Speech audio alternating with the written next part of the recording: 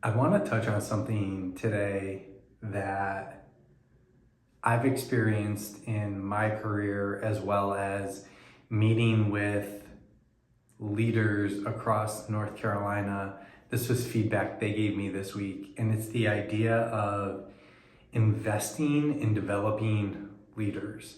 Um, when I think about organizations and I think about school districts, or even companies that thrive, there's this culture in investing in people, regardless of what position you're in. Learning, growing, developing is just this constant process, and it exists no matter what role or title that you have. But what the reality in most cases is that an investment in developing and growing people stops when you hit a certain level.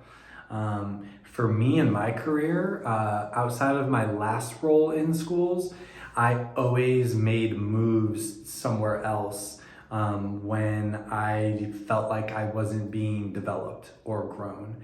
And that was a reflection piece this week from folks that I met with.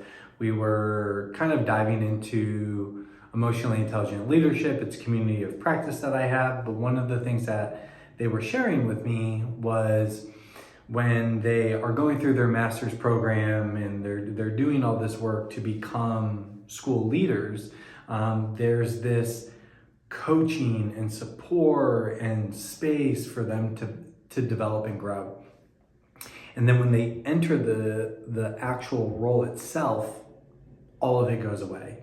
And so they no longer have this partner or this thought partner or this strategic person or this coach alongside of them that can help them navigate and grow in what they're doing. And that was one of the things I actually reflected on, was having that space felt like having that coaching and support again.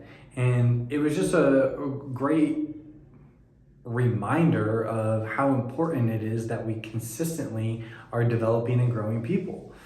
We need people to develop new skills, to grow in their practices, to bring this reflective lens to how they show up so that they can lead better. They can be better for themselves and be better for other people. And we have to be able to do that space, whether that's through partnerships, whether that's through infrastructure internally that creates some sort of system of developing and growing.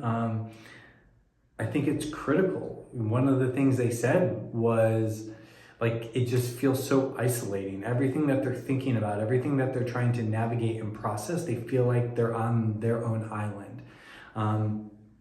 And who can they go to? Who can they trust, right? The other piece of this is, an evaluator. So can you go to an evaluator or someone who technically is your boss and be in that space, knowing they evaluate you? And where's that other safe space that you can go to grow and develop these skills? So that was really cool. And I just think it's so important we have those spaces so that we can grow, so that we can navigate challenges, so that we can be in the process without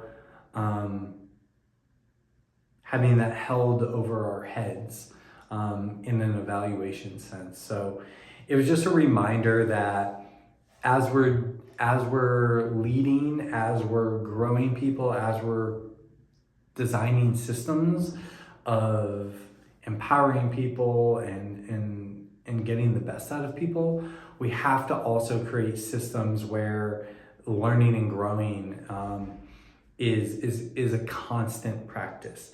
And it doesn't matter what title you're in or role that you have, you're always being poured into and given that space to continue to grow.